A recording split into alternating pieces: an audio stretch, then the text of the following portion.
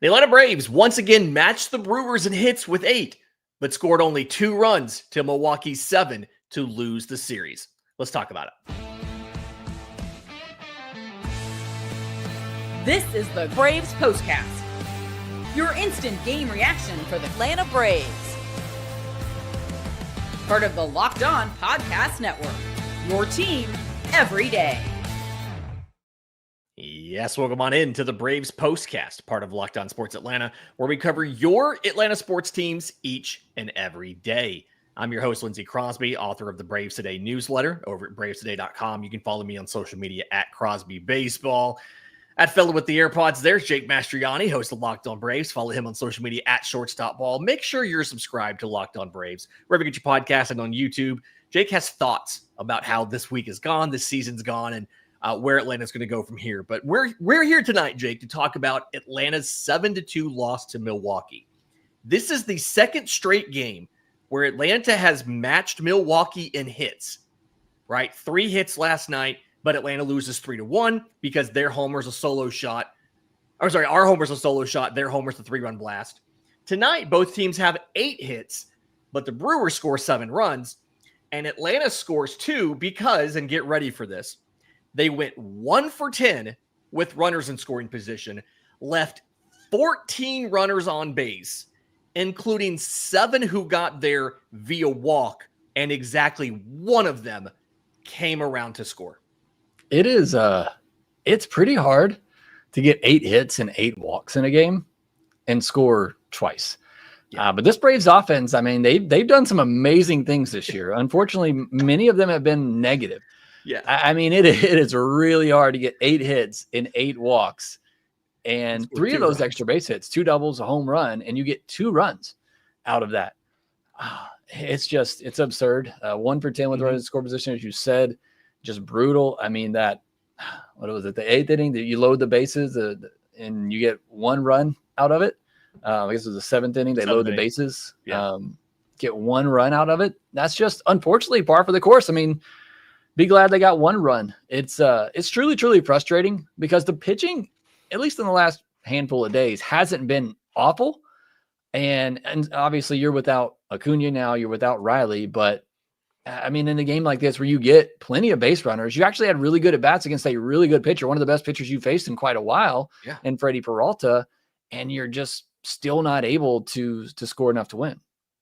Yeah, I mean, it's the inability to make it happen with runners in scoring position. Like, you look at the difference in these two teams. Milwaukee has a very nice record. 69 wins, 44 losses. They go 5 for 11 with runners in scoring position today.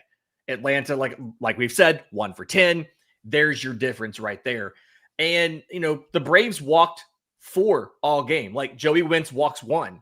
Tyler Kinley walks 1. Austin Cox in 2 1/3 walks 2 guys. Like, Atlanta did a good job for the most part of making Milwaukee earn the runs, and they did.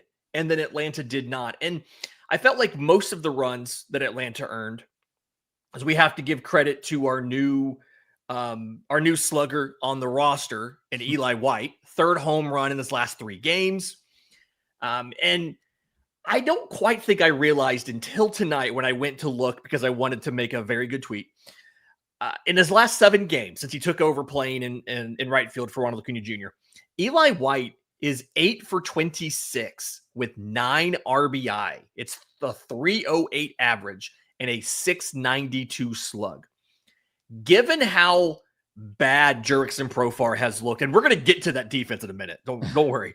But given how bad Jurickson Profar's looked, and the fact that it's a lost season anyway, what's stopping Atlanta from giving Eli White a shot at leadoff? Because I feel like even when you were just trying to kill time until Ronald got back, they never really gave Eli any run at leadoff. And it feels like you want to find out, can he be better than a 4th outfielder going into next year? Yeah, I mean, like you said, in a lost season, I guess you don't mind at least trying it to see what it looks like. There's also, I don't like the idea of messing up a good thing. I've always made that argument for Michael Harris as well. When he's swinging the bat good in the 5-6 spot or in the 9 spot. So they kept moving him up. yeah, they keep moving him up to leadoff or second, and it just feels like then he goes into a slump. But in a lost season, who really cares? Look, I don't think there's anything necessarily special here necessarily with Eli White, but it's worth figuring out.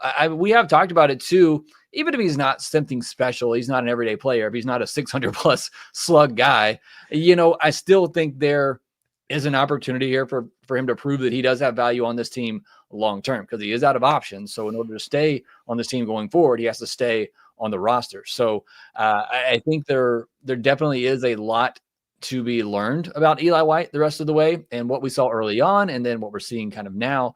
Is it for real to the point where he stays on this roster as a fourth outfielder, or if the DH spot's open, an opportunity to get him some starts here or there. Maybe he gets 3 or 4 starts a week, and when inevitably one of the outfielders gets injured, because the Braves always have 1 or 2 get injured or suspended, that you have Eli White ready. So I do think it's a big finish here for Eli White. We don't know how much time Ronald's going to miss, but even when he comes back, to your point, I think you try to get as many at-bats from as you can, and what other spot you want to put him in to see, the legitimacy of him being a very big part of this team going forward.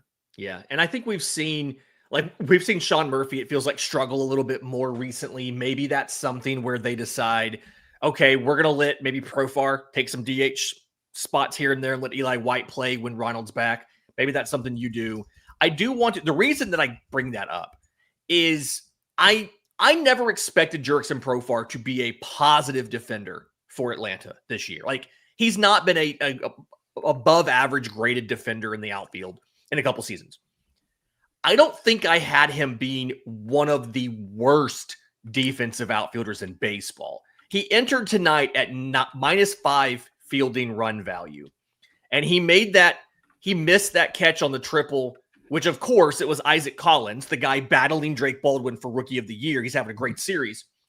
But when you watch the catch, Profar breaks in and to his left, and the ball is behind him and to his right.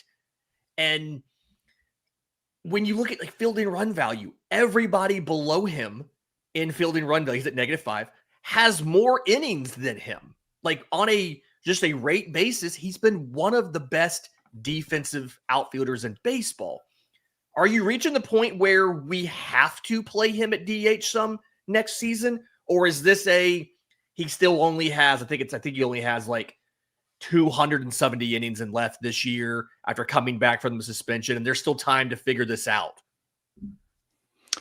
I mean, it's one of those things. I mean, everybody's being evaluated here the final 2 months of the season to see kind of what it looks like. For Profar, there's just a lot we don't really know about him. And I'm going to talk about this on an upcoming podcast as well. And did the Braves get swindled? And that's obviously what we don't know. Is not just, is he not the player we saw in 2024, which even if the swing adjustments that he talked about that he made helped him become the offensive player he was in 2024, I think many had to at least conservatively expect there would be some sort of step back from that season, which was a career year at age 31, 32. Yeah. So I think you had to conservatively expect it was going to come back a little bit. I think the jury's still out because he did miss so much time. I think you have to give him a little bit of grace coming back to see exactly who he's going to be. But he obviously hasn't been that type of hitter that he was in 2024. So I think it's just the jury's still out on that. But defensively, I mean, that's bad. Obviously, or not obviously, but a lot of teams are going to have at least one bad corner outfielder defensively. But I mean, -5, again, I don't put a lot of stock into defensive metrics, but even the eye test will tell you it's probably been even worse than that. Yeah. And I think one thing to consider in this conversation too is I know he was really bad at second base as well. Yeah. But can you hide him more there if second base does become an opportunity for you, or a spot opens up there going forward? If they do decide to move on from Ozzie, whether or not to pick up that option or they trade him, is that another spot where you can maybe hide him and go look for a left fielder, a Kyle Tucker, and do something like that? I mean, I think there's still a lot that needs to be determined for Jurickson Profar. Do you just look to cut ties with him and say, we got the blinders pulled down on us, we got fooled with 2024, we got to find a way to try to get rid of this contract, or at least maybe has some value if it does. That's all going to be discussed and found out in the offseason. And I think what happens here in the last couple of months will determine that too. But the defense, it's dreadful. I mean, it's hard. It's really, really hard to watch. Soler was bad. He almost cost Chris Sale a Cy Young. He was so bad. But Profar's been pretty awful. Yeah. I'm glad that you feel about defensive metrics the way I feel about the value of bunting in general. I'm glad we kind of have that going there.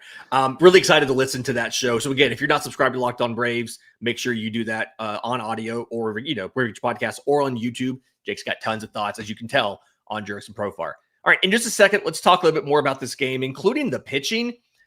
It really feels like the game plan's out now on Joey Wentz. We'll discuss that next, right here on the Braves Postcast.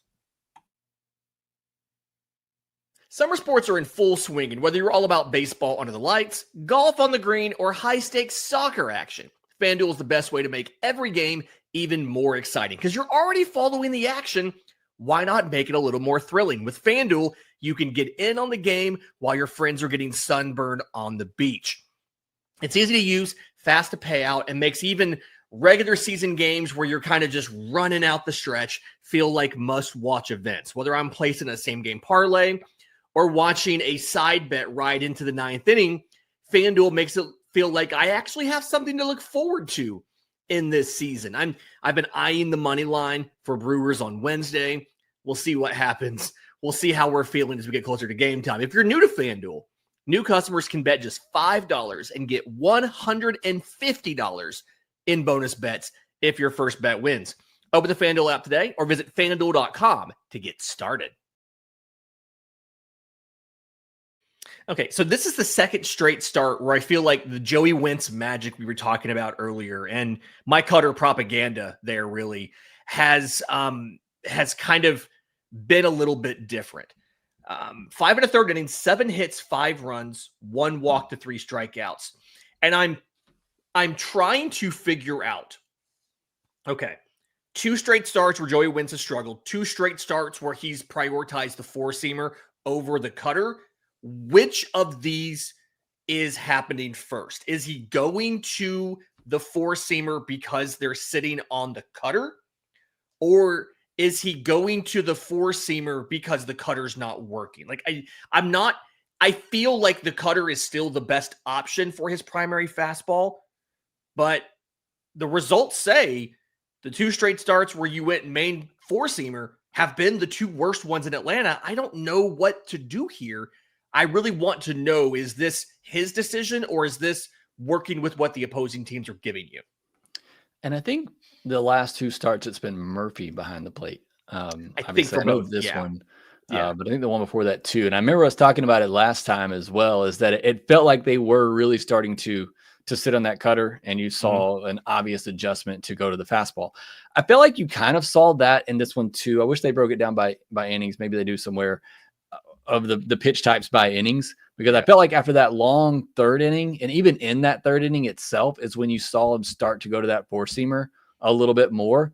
But it definitely feels like there's been an in-game adjustment the last couple of times to going to the 4-seamer, which makes sense, because if you're throwing that cutter a lot at 90 or whatever, and the velo is not terrible, you can get it up to 93, 94. Yeah, 95 today. Yeah, so I mean, I think that's that definitely is a good game plan and can work. And I think if you look at this start from Joey Wentz, like 10 whiffs, that's not terrible. A 30% CSW, that's not terrible either. You really just look at that 3rd inning, and he was so close to getting out of it. The walk to Durbin is frustrating, a 4-pitch walk. Those always are. But then you get the weak contact by Yelich and just can't get the out there. And then you get the wild pitch, probably should have been a pass ball. Yeah. Weird scenario there that plates a run as well. And then you give up the big hit to Vaughn in that situation. But he was so close to getting out of that with not allowing any damage. And then, the other run that he gave up later, it was off that, quote unquote triple. So I feel like he's also, while you look at the line and it's not good, I feel like he was really close to having a great start and having great results in this one. A couple other things go his way in that 3rd inning. Even some of the hits earlier in that inning were well hit balls, but one was a -9-degree launch angle that just found a hole. And so a lot just didn't go his way in that third inning and kind of spiraled on him. And then you had the triple that led to another run. But outside of that, I mean, I think you can make the case that he was very close to having a great start in this one. Yeah. And kind of, this is anecdotal, but in StatCast, you can see the pitch sequences in every at bat. It feels like everybody was either you're getting almost all four seamers or you're getting almost all cutters. So I wonder if that is a specific player by player game plan kind of thing. And maybe this lineup just happens to be more guys that struggle against four seamers versus cutters from a lefty or something. But it is definitely something to watch. I know that we've talked a lot with the news of Grant Holmes trying to rehab some sort of minor UCL tear, if he's going to be available next year or not. We've talked a lot about needing rotation depth next year. I don't think anybody thinks Joey Wentz should be one of the first five on opening day, but you've used 10 to 13 guys every year. And if we can figure out what was working for Joey Wentz early in Atlanta and get him back to that, I think that really helps you next season. And then also, Dane Dunning had an amazing start for Gwinnett tonight, so maybe they could get him fixed a little bit there as well. I think the only thing with Joey Wentz, similar to Eli White, so kind of bringing the podcast full circle, is that Wentz is out of options too. Yeah. So you have to put him he's not on your opening day roster. You got to find a way to try to sneak him through. Would be the only thing with Wentz. Yeah, that's kind of the bummer there, and that's just a lot of feels like a lot of the guys that Atlanta has gotten recently, for some reason or another, have been in that situation, probably because their other teams couldn't manage to keep them on the roster and try to sneak them through. Eli White, Luke Williams, another guy who's would have options, situations like that. So again, this is a 7-2 loss by the Braves to the Milwaukee Brewers. Game 3 tomorrow night, 7:15. It's a Spencer Strider start. So Strider versus Jose Quintana. Another tough matchup for Atlanta. Quintana, not their best pitcher. That's Freddie Peralta, but he's been pretty good. 8-4, 3.50 ERA. Strider 5-8, 3.71. It's amazing how far Strider's ERA has come down over the course of the season. So do us a favor. If you're listening on audio, leave a 5-star review. Apple, Spotify, YouTube Music. If you're watching YouTube, subscribe to both Locked On Braves and Locked On Sports Atlanta.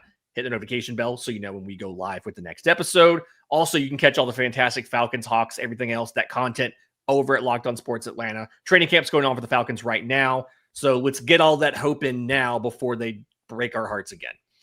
For Jake Mastroianni, I'm Lindsay Crosby. This has been the Braves Postcast.